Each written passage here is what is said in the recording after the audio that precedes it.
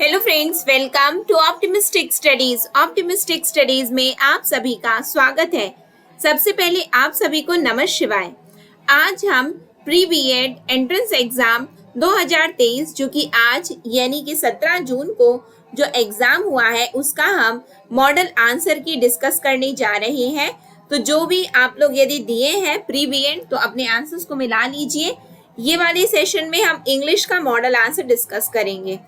और एक और बात मैं आप लोगों को बताना चाहूंगी कि ये संभावित आंसर है, ये ऑफिशियल सीजी व्यापम के द्वारा जारी किया गया ये मॉडल आंसर की नहीं है।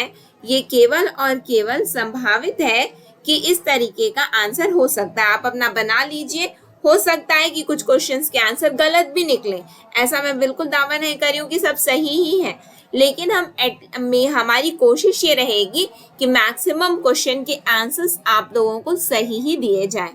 ठीक है, तो चलिए फिर हम आज की क्लास को अपनी स्टार्ट करेंगे। क्लास को स्टार्ट करने से पहले यदि आप चैनल में पहली बार आए हैं तो चैनल को सब्सक्राइब कर लीजिए, साथ में बेल नोटिफिकेशन को ऑन रखिए जिससे हम जो भी वीडियो डालें तो आप तक पहुंचती रहे। साथ में सेशन यदि आपको अच्छा लगेगा तो लाइक जरूर करिएगा और ज्यादा से ज्यादा लोगों तक शेयर भी जरूर कर दीजिएगा। ठीक है, चलिए फिर हम क्लास को अपनी स्टार्ट करते हैं जहां हम इंग्लिश का आंसर की डिस्कस करने जा रहे हैं। इंग्लिश का ये कौन सा सेट है? तो ये है सेट सी। आपका कौन सा सेट है? ये सेट सी है। आप अपने अकॉर्डिंग आपका जो सेट है उसके अनुसार आप अपना देख लीजिए। ठीक है, तो ये जो हम डायरेक्टली आंसर्स डिस्कस कर रहे हैं हम लोग, तो जो 91 नंबर का क्वेश्चन था यानी कि read the line, they were perfectly round white things and turtle smaller than an English walnut. This line describes, तो ये लाइन डिस्क्राइब करती है टर्टल एग के बारे में, यानी कि ऑप्शन नंबर सी करेक्ट है। ठीक है, देन है what effect did the stiff current have upon the gang? तो it tripped their legs it tripped their legs from under them और क्या है, it greatly increase the fun, यानी कि बोथ बी एंड सी यहाँ पे correct answer बनेगा। Both B and C correct है। ठीक, 92 का। 93 का है कि बार जो है the word bar appears thrice, what is the meaning of it? तो इसका मीनिंग है अ सबमर्ज्ड और partly submerged bank as of sand along a shore or in the river often obstructing navigation। ठीक है, चलो नेक्स्ट क्वेश्चन में हम आते हैं। ये आपका 93 हो गया। 94 तो देख लेते हैं। Read the following statement from the notarised rent agreement. The tenant shall pay the rent in advance. Here the word shall express। देखो, यदि हम शाल की बात करें तो आप लोगों को एक बात बताना चाहूंगी कि शाल को हम फ्यूचर के लिए भी यूज करते हैं। किसके लिए? फ्यूचर के लिए यूज करते हैं, यानी कि ये फ्यूचरिटी को बताता है। ठीक है, ये क्या है? ये एक इंटेंशन को बताता है कि इस इंटेंशन से काम किया जा रहा है। लेकिन ये बहुत प्रकार से ये एक क्या है, अभी एट प्रेजेंट जो शाल यूज किया जा रहा है वो किसके लिए यूज किया जाता है? तो लीगल बाइंडिंग के लिए यूज किया जाता है। ठीक है, तो करेक्ट आंसर क्या होगा? ऑप्शन नंबर सी होगा। ठीक, चलो नेक्स्ट क्वेश्चन में आओ। नेक्स्ट है given is the statement Rajesh is opening a new pizza shop next week.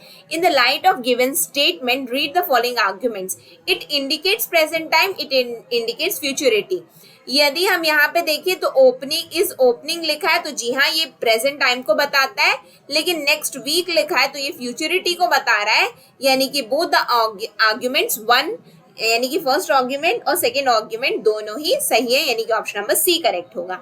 Next है while writing the paragraph we keep cohesion and coherence in mind.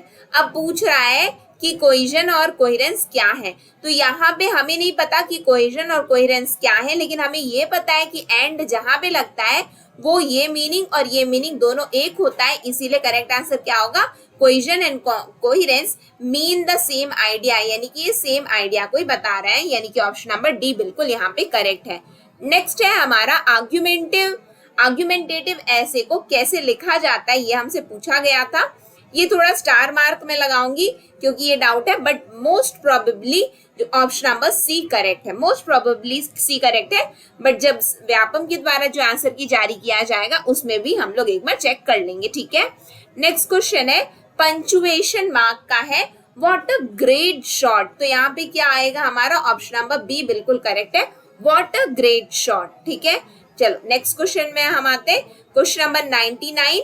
तो which of the following is not a member of word family wit, यहाँ पे भी मैं star mark लगाऊंगी क्योंकि most probably outwit जो है आपका आंसर होना चाहिए, यानी कि ऑप्शन नंबर सी करेक्ट होना चाहिए मोस्ट प्रोबेबली। ठीक है, नेक्स्ट क्वेश्चन में आओ।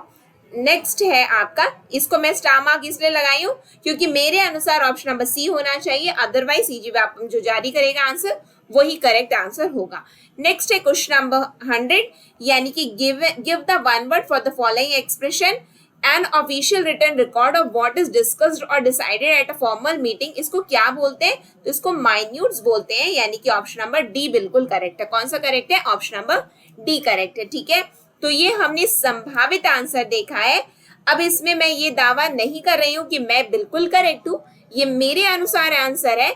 यदि आपके कोई कमेंट्स है, आपके फीडबैक्स है, आप बिल्कुल कमेंट सेक्शन में आप फ्री हो, आप बता सकते हो कि नहीं इसका आंसर मैंने गलत बताया है, आपको करेक्ट बताया, बिल्कुल आप बताइए जिससे बाकी लोग जान सके कि करेक्ट क्या है। ठीक है, और क्या बोलते हैं, हम जब सीजी व्यापम के द्वारा आंसर की जारी किया जाएगा उसमें भी हम डिस्कस करेंगे, लेकिन मैंने कोशिश ये किया है कि मैक्सिमम क्वेश्चन के आंसर आप लोगों को सही बताए जाएं। इसी के साथ आज की क्लास को मैं एंड करूंगी, बाकी सब्जेक्ट्स के भी आंसर की आप लोगों को चैनल के माध्यम से उपलब्ध करवाए जाएंगे। ठीक, नेक्स्ट सेशन तक के लिए आप सभी को नमः शिवाय, optimistic learning, thank you for the session. जय हिंद, जय भारत, जय छत्तीसगढ़।